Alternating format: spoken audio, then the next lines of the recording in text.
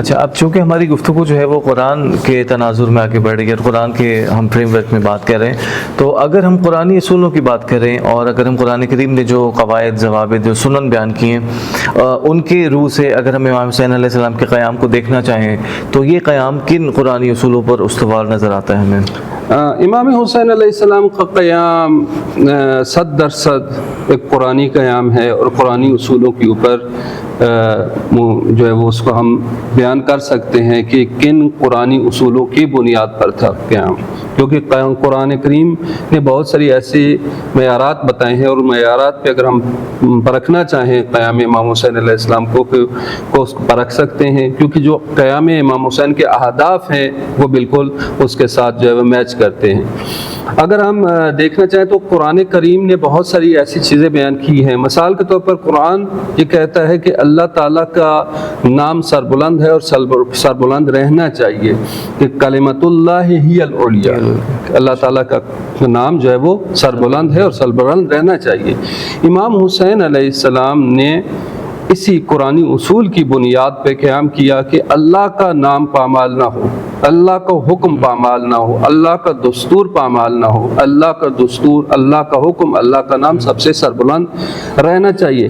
اگر ہم دیکھیں امام حسین علیہ السلام نے فرزدق شاعر ہیں، راستے میں ملے، ان سے ملاقات کی، تو حضرت امام حسین علیہ السلام نے بیان کیا ہے فرزدق سے، کیا فرمایا کہ وَأَنَا أَوْلَى مَنْ قَامَ بِنُصْرَةِ دِينِ، کہ فرمایا کہ میں سب سے زیادہ سزاوار ہوں کہ میں دین خدا کی نصرت اور مدد کے لیے قیام کروں، وَإِعْزَازِ شَرْعِهِ، اور اس کی شریعت کو عزت بخشوں، والجہاد فی سبیلی، اور اس کی راہ میں جہاد کروں، لتکون کلمۃ اللہ العلیٰ، تاکہ اللہ تعالیٰ کا نام سربلند ہو، اللہ کا حکم، اللہ کا دستور سربلند ہو، یعنی جو بنی امیہ کی طرف پامالی کی گئی ہے اس کو میں سربلندی کی طرف لے کے جاؤں۔ بس یہ قرآنی اصول تھا۔ اسی طرح سے قرآنی اصول ہے حفاظت اسلام کے لیے قیام کیا۔ قرآن یہ کہتا ہے کہ اسلام کی حفاظت، شریعت کی حفاظت بہت اہم ہے۔ رسول اسی طرح امام حسین علیہ السلام نے قیام کیا۔ چند ایک چیزیں جو ہیں جن کے تھرو میں اختصار کے ساتھ گزروں گا چونکہ کافی لمبا ٹاپک ہے۔ اسی طرح امر بالمعروف نہی عن المنکر، قرآن کریم جگہ جگہ حکم دیتا ہے، ٹھیک ہے، وَلْتَكُنْ مِنْكُمْ أُمَّةٌ يَدْعُونَ إِلَى الْخَيْرِ، خیر امت امر بالمعروف نہی عن المنکر ایک اسلامی حکم ہے، قرآنی حکم ہے، اور امام حسین علیہ السلام نے اپنے قیام کا ہدف بھی امر بالمعروف نہی عن المنکر بیان کیا ہے۔ سنت پیغمبر کی حفاظت، کہ رسول خدا کو اسوہ، بہترین آئیڈیل نمونہ ہے تمہارے لیے، لکم لقد کان لکم فی رسول اللہ اسوۃ حسنہ، اب یہ رہتی دنیا تک رہنا چاہیے۔ جب سنت یا رسول پامال ہو رہی ہو جہاں پہ، تو وہاں پہ ضروری ہو جاتا ہے کہ وہاں پہ قیام کیا جائے، اس کی حفاظت کی جائے۔ یہ قرآنی اصول تھا جس پر چل کر ظالم کے سامنے ڈٹ جانا، قرآن یہ کہتا ہے کہ ظالم کے سامنے ڈٹ جاؤ، ظالم کے سامنے جھکنا درست نہیں ہے، ظالم کے ظلم کا مقابلہ کیا جائے۔ اگر ظلم کے مقابلے میں خاموش ہے تو خود ظالموں میں سے شمار ہو جاؤ گے۔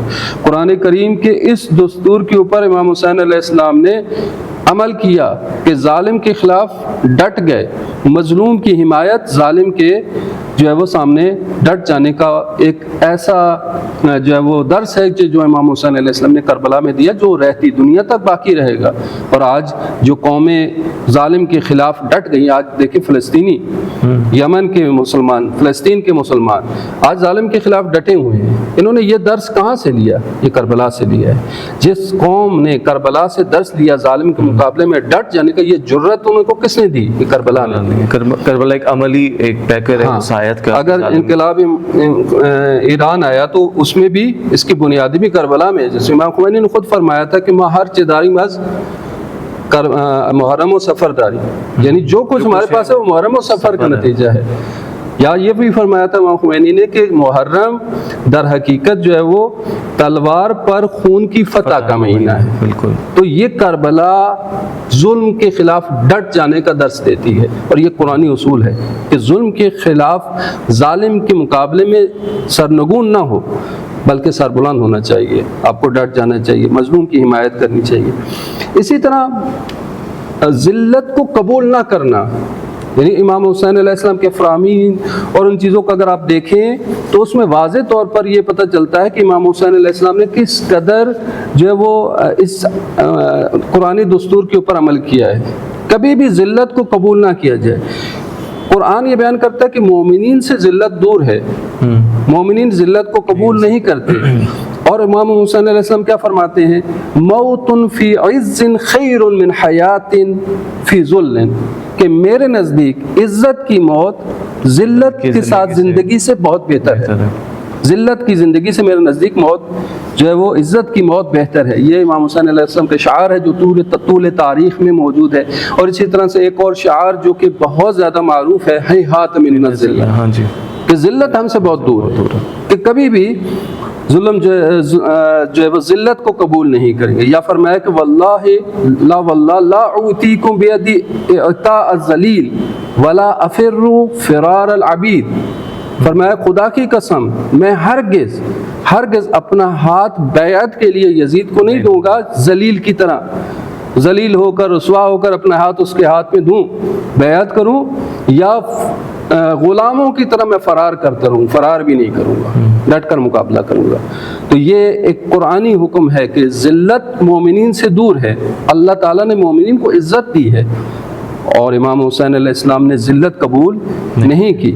اسی طرح سے اتمام حجت قرآن کیا ایک اصول ہے کہ اللہ تعالیٰ جب بھی کسی قوم کے اوپر عذاب بھیجتا ہے یا کسی کو عذاب کی بات کرتا ہے تو وہاں فرماتا ہے کہ میں اتمام حجت کرتا ہوں. رسول بھیجیں, دینی کتابیں بھیجی ہیں اس لیے کہ اتمام حجت ہو جائے. امام حسین علیہ السلام نے بھی اتمام حجت کیا کہ کل یہ نہ کہہ سکیں کہ جو ہے وہ ہمیں بتایا نہیں گیا تھا. لہذا اپنا تعارف کرایا, جو افراد سامنے مقابلے میں آئے تھے ان کو بتایا کہ تم کس سے جنگ کرنا چاہ رہے ہو, کس سے لڑنا چاہ رہے ہو, کس کے مقابلے میں تم آئے ہو. اتمام حجت کیا, یہ قرآنی اصول تھا. اس قرآنی اصول کے اوپر عمل پیرا ہوئے. بہت ساری اور بھی چیزیں ہیں کہ جو ہے وہ اس میں قرآنی اصولوں کے عنوان سے بیان کی جا سکتی ہیں کہ جن بنیادوں پر امام حسین علیہ السلام کا قیام تھا. یعنی پورا سیشن ہم صرف اس ایک موضوع, ہاں, یعنی یہ پورا ایک تفصیلی آپ جو ہے اس میں بیان موجود ہے کہ امام حسین علیہ السلام کا قیام 100% قرآنی اصولوں پر مبنی تھا اور قرآن سے ہٹ کے نہیں تھا. کیوں؟ کیونکہ خود امام حسین علیہ السلام قرآن ناطق ہیں, جو نوک نیزہ پر قرآن کی تلاوت کر رہے ہیں, تو قرآن ان سے جدا نہیں ہو سکتا. جب انہوں نے جو ہے وہ زبان کھولی ہے تو قرآن پڑھا ہے, ٹھیک ہے, تو ان کے رگ و پے میں قرآن شامل ہے, تو قرآن سے ہٹ کے کوئی قدم وہ اٹھا نہیں سکتے.